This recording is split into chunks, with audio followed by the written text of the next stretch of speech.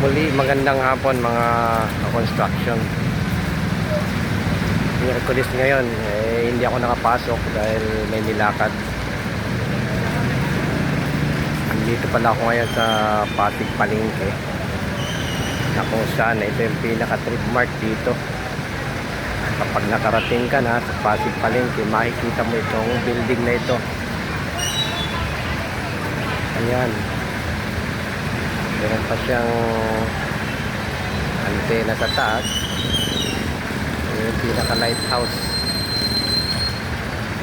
Yung trademark ng Pasig. Kaya hindi ka maliligaw sa lugar na to. At yung banda doon, yung nakita nyo may bubong na yan, yung kadugtong yan ng City Hall na ginagawa. Mga construction. Hindi ako nagkamali, 80s pa ginawa ang building na yan, kung tawagin ay revolving. May tawidan yan doon, papunta ng palengke, kasi katapat lang siya mismo ng palengke, beside lang ng palengke. Ayan, ito yung palengke ng Pasig. Yan, nakikita nyo na yan yung dry market, mga paninda niya, mga grocery, at sa loob niya may mga damitan. Ganon din sa taas. Ayan yung ating wet market, nakita niya yun. Karnihan yan, isda.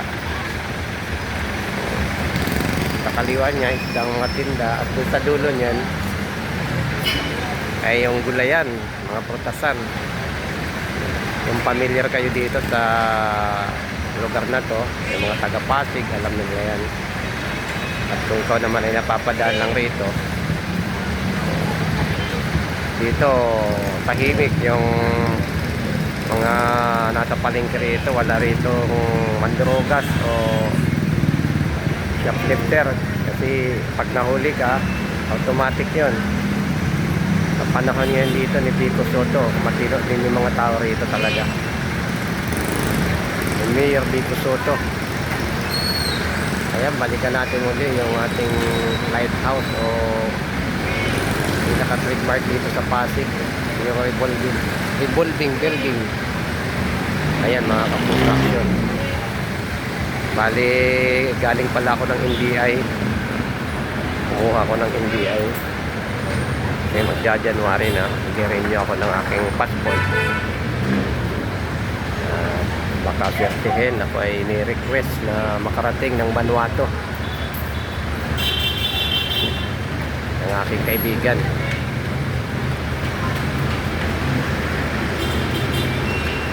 So, may beauty dumaan.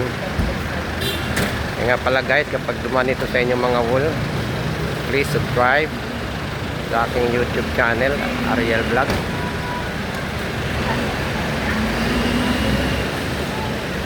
Maraming salamat at God bless sa ating lahat.